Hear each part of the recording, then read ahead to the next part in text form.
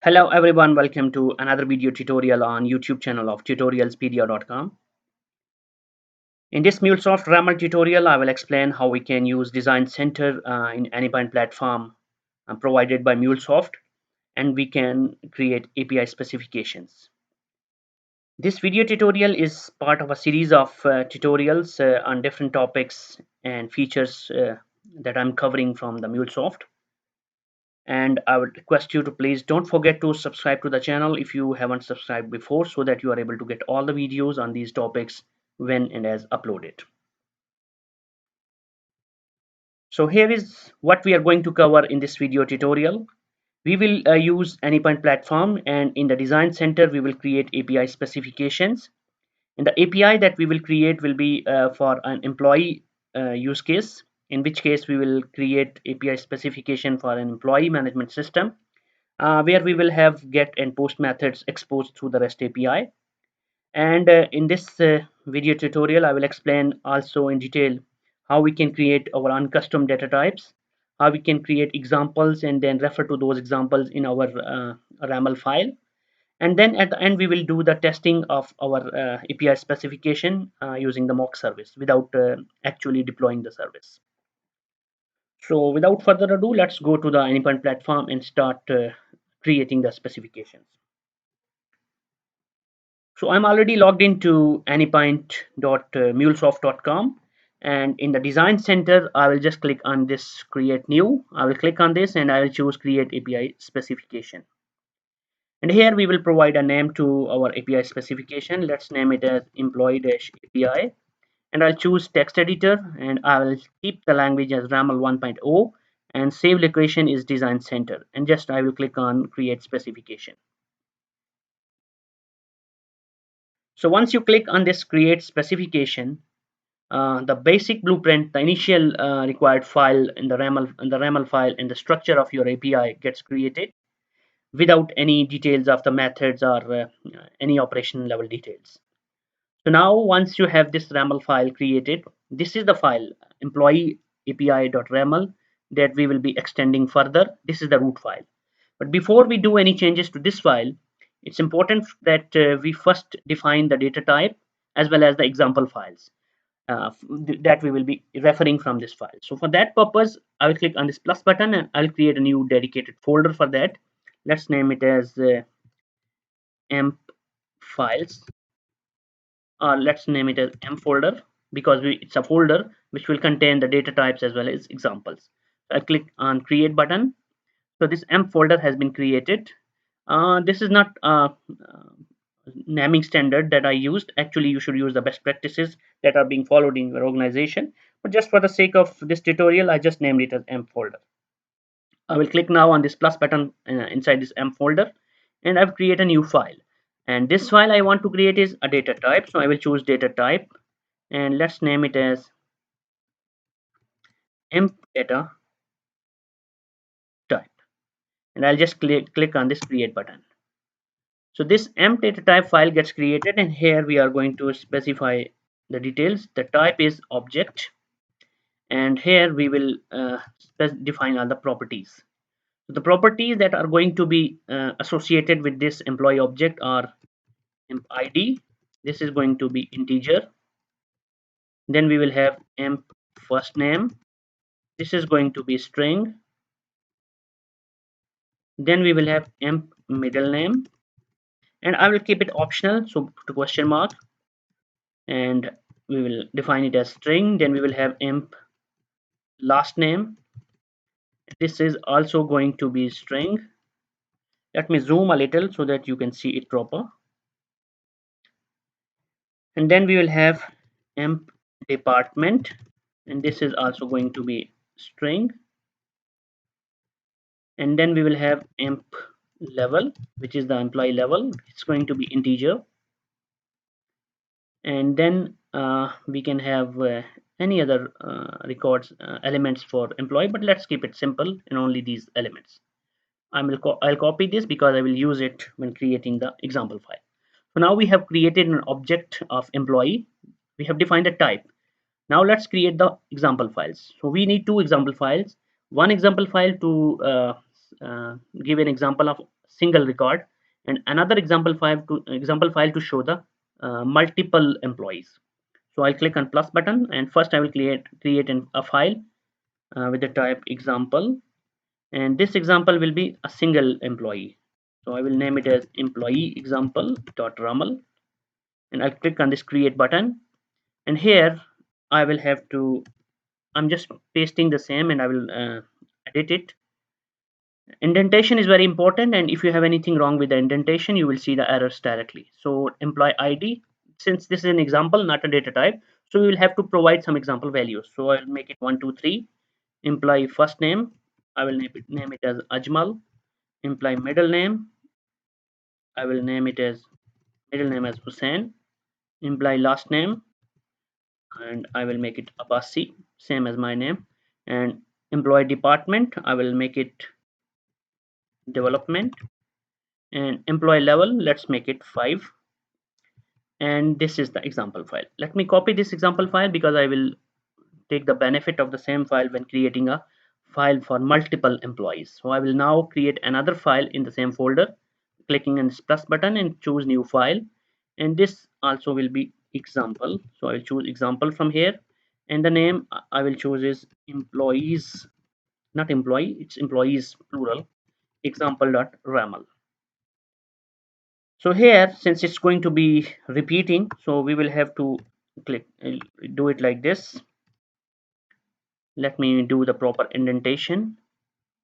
I will select all and click tab, and since we want repeating, so I will create another one in the similar way. Again, I have to tab it, so I will select this tab. Okay, so error is gone. So now what I want to do is that I want to just, since both employee have the same information, so I will just make it a little different so that we see multiple employees with different details. So I will make it David. Middle name is optional, so I will just remove it, and the last name will, let's make it Richards, and department, let's make it HR.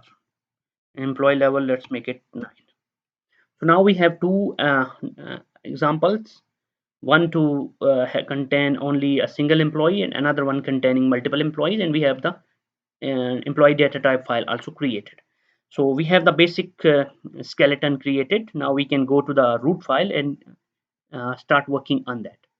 So here in the root file, I will specify the API version. Let's make it v1. I will define the types, and here I will define my custom type, which is employee. And for this employee type, I will refer to the type that I created. So for that, I will use this include, and I will include employee data type. So I will select this option, copy path, and I'll just paste it over here. Okay, so now I have created the type. Next, I want to now start creating the resources and associated methods. So we create the source with the name /employee, and here we will specify the methods for this resource.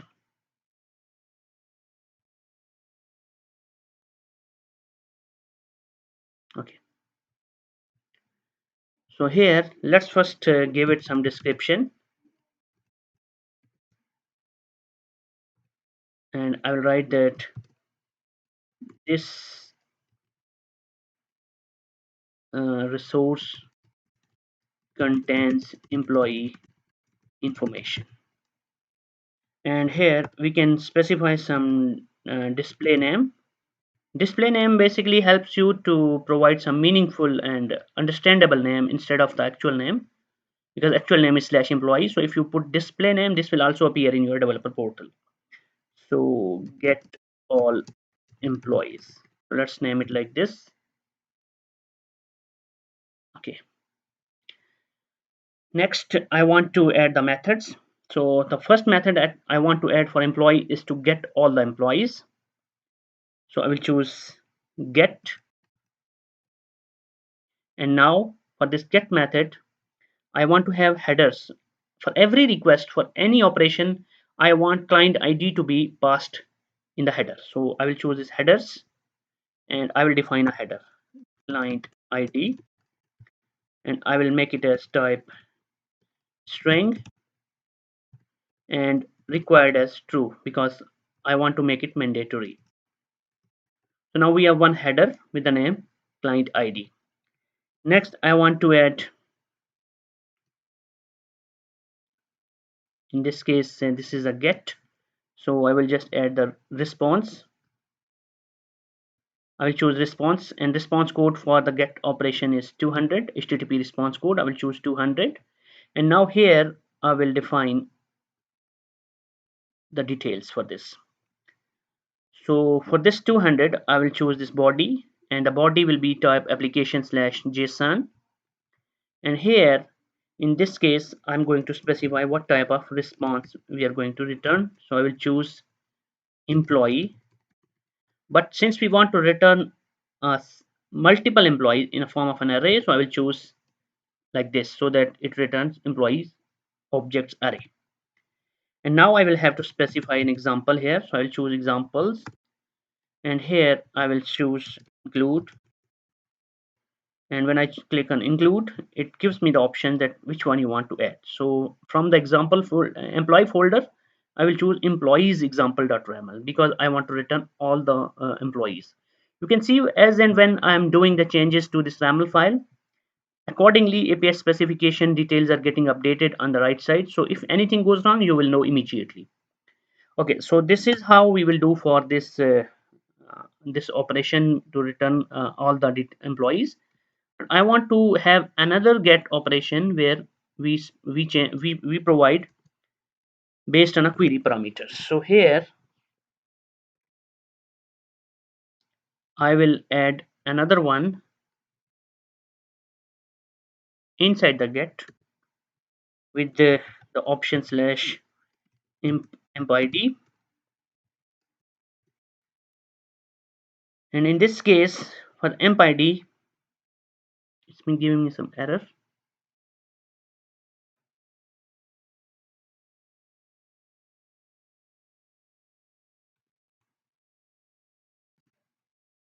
Okay, so the indentation was a bit wrong, so I need to specify it as slash imp id, but its level should be at the same level as we have the get. Okay, so this operation we want to use to return an employee based on the provided employee ID. So I will choose again get method, and in the same way as before we want to have the query parameters, but before that we want to have headers. So header we want to use is the same as the previous case, client ID, and the type for this header is string and required is true. And then I want to add query parameters.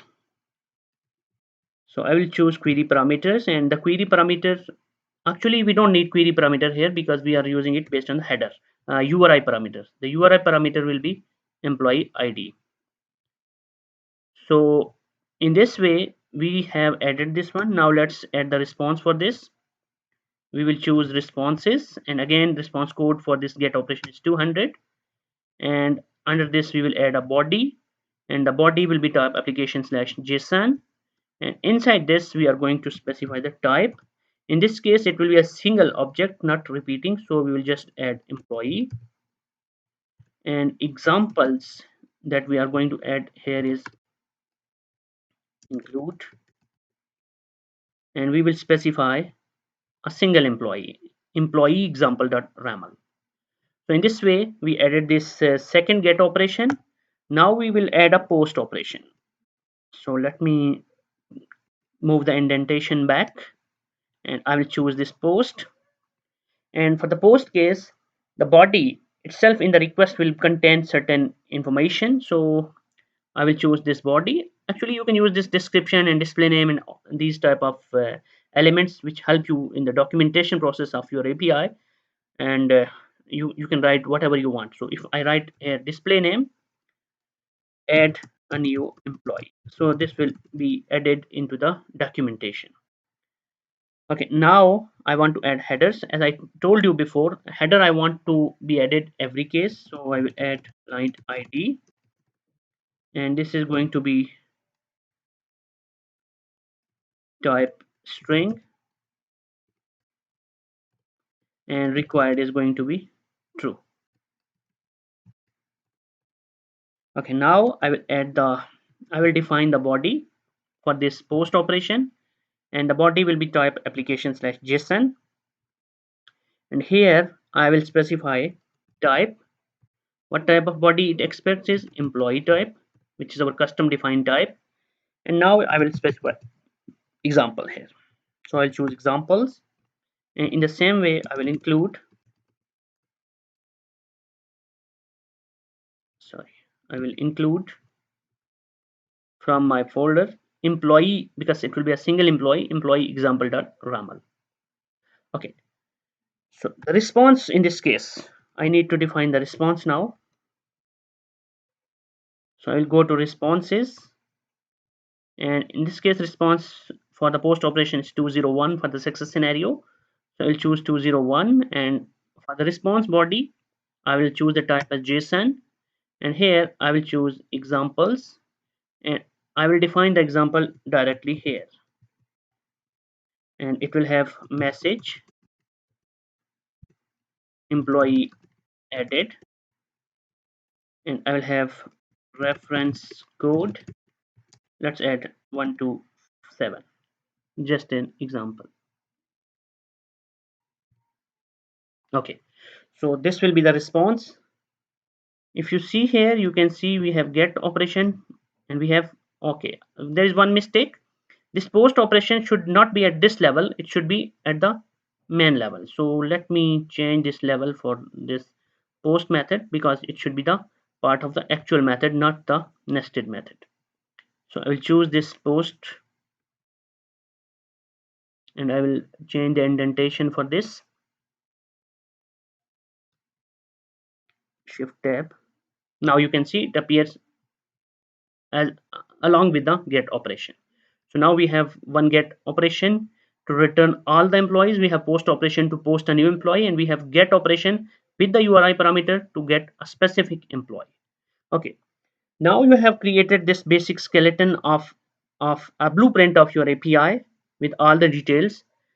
In order to test it, so this is the beauty of MuleSoft, that you don't need to publish it, you don't need to do the actual backend implementation and then give it to the to your developers to start implementing the backend, or start implementing the services which are going to call these APIs. Rather, they can use this option, and through the mocking they can directly look into the API specification, they can test it, they can see the examples, and if they have any feedback, you can get the feedback, and based on the feedback you can change, and you can continue this cycle again. And once your clients, your potential clients, are confident and they are satisfied with what you are exposing as part of this API, only then you have to do the actual implementation. So for the mocking, right now, if you go to this RAML, you don't see any base URL. But once you will click on this, you will enable this mocking service, you will see that a base URL for the mocking will be added. So this base URL is nothing but just a URL for the mocking service. And now you can actually try this API operation and see what kind of request and response is expected or provided. So here, now you have mocking service. So let's try one by one all the operations. So if you want to try this get operation with all the records, you can choose this try it option, and this request URL is the mocking service URL. So query parameter, there is no query parameter that we define, but the client ID in the header we defined it as mandatory. So we will have to specify client ID. I'll specify, let's make it something else, 789, and I'll just send, because there is no other input. So in the response, we are expecting an array of employee objects. So if I click on this send button, I'm expecting that I should get a response with 200 status code. You can see it's 200. Okay, so this is positive. And then if you see here, you are getting array of 2 employees. So you got both employees which you gave as an example. So based on this, your actual clients can try your APIs They can see what kind of request and what kind of response is there, and they can provide you a feedback. Now we try the other operations. Let's try the post operation. So if you click and try it for this post operation, first we'll have to specify client ID. Let's provide the same 789, and here you have to specify a body. Based on the example, it has already created the body, and if you click on send, you can actually modify it as well. Like if you can do it like this. So if you click on send button, now our expectation is to get a response with the status code 201 and with a message. So we see 201, and the response we received, if we click on details, here you see all the details. But there is something wrong, that the response does not provide us the provided example. So let me look into that. So if you look into the root file, the error that's causing not to return the example response is very evident, and you can simply see that I did not add quotes for these elements. So that's the reason. So I will just add the quotes, and then you will see that we will get the response properly. Okay. Now if I do this option of trying it again, if I click on this send button, I should receive the response with the status code 201, and this should contain the response message and reference code as well, as you can see here. Okay, so now let's try the third and the last method, which is to get employee based on an employee ID. I click on this get, click on this try it. Okay, so the employee ID that I want to try, let's try 123, because this is the URI parameter. There is no query parameter in this case, and I will have to add client ID, which is a header, and I click on this send button. I should receive a response with the status code 200, and there should be an employee. As you can see, there is one employee in this case. So this is how we create our API specification, which is basically a blueprint in our design center using anypoint platform. So that's it from this video. I hope that the information that I conveyed to you through this video will be helpful. If you have any question, you can just put your questions in the comments box, and I will try to respond to your questions and queries. And again, please don't forget to subscribe to the channel if not subscribed before. Thank you.